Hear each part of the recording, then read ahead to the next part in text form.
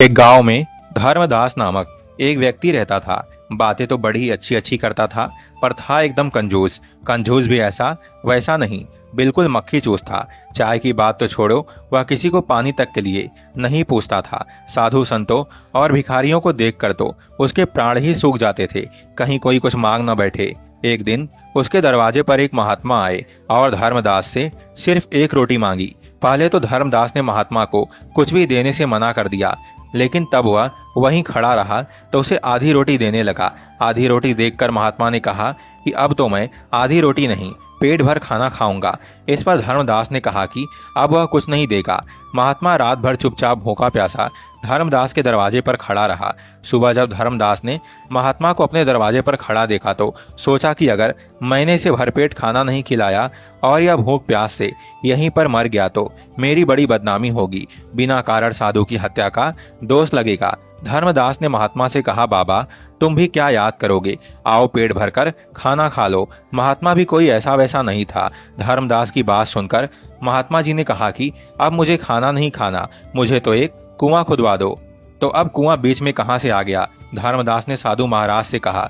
धर्मदास ने कुआं खुदवाने से साफ मना कर दिया। साधु महाराज अगले दिन फिर रात भर चुपचाप भूखा प्यासा धर्मदास के दरवाजे पर खड़ा रहा। अगले दिन सुबह भी जब धर्मदास ने साधु महात्मा को भूखा प्यासा अपने दरवाजे पर ही खड़ा पाया तो सोचा कि अगर मैंने कुआं नहीं खुदवाया तो यह महात्मा इस बार जरूर भूखा प्यासा मर जाएगा और मेरी बड़ी बदनामी होगी। धर्मदास ने काफी सोच विचार किया और महात्मा से कहा कि साधु बाबा, मैं तुम्हारे लिए एक कुआं खुदवा देता हूँ और इससे आगे अब कुछ मत बोलना। नहीं, एक नहीं, अब तो 2 कुएं खुदवाने पड़ेंगे। महात्मा की फरमाइशें बढ़ती ही जा रही थी। धर्मदास कंजूस जरूर था, पर बेवकूफ नहीं। उसने सोचा कि अगर मैंने 2 कुएं खुदवाने से मना किया तो यह 4 कुएं खुदवाने की बात करने लगेगा। इसलिए धर्मदास ने चुपचाप 2 कुएं खुदवाने में ही अपनी भलाई समझी। कुएं खुदकर तैयार हुए तो उनमें पानी भरने लगा। जब कुएं में पानी भर गया तो महात्मा ने धर्मदास से कहा, 2 कुएं में से एक कुआं मैं तुम्हें देता हूँ और एक अपने पास रख लेता हूँ। मैं कुछ दिनों के लिए कहीं जा रहा हूँ, लेकिन ध्यान रहे मेरे कुएं में से तुम्हें एक बूंद पानी भी नहीं निकालना है। साथ ही अपने कुएं में से सब गांव वालों को रोज रोज पानी निकालने देना है। मैं वापस आकर अपने कुएं से पानी पीकर प्यास बुझाऊंगा। धर्मदास ने महात्मा वाले कुएं के मुंह पर एक मजबूत ढक्कन लगवा दिया। सब गांव वाले रोज धर्मदास वाले कुएं से पानी भरने लगे। लोग खूब पानी निकालते, पर कुएं में पानी कम ना होता। शुद्ध शीतल जल पाकर गांव वाले निहाल हो गए थे और महात्मा जी का गुणगान करते ना थकते थे। 1 वर्ष के बाद महात्मा पुनः उस गांव में आए और धर्मदास से बोले कि उसका कुआं खोल दिया जाए। धर्मदास ने कुएं का ढक्कन हटवा दिया। लोग यह देखकर हैरान रह गए कि कुएं में एक बूंद भी पानी नहीं था। महात्मा ने कहा, कुएं से कितना भी पानी क्यों ना निकाला जाए, वह कभी खत्म नहीं होगा, अभी तो बढ़ता ही जाता है। कुएं का पानी ना निकालने पर कुआं सूख जाता है।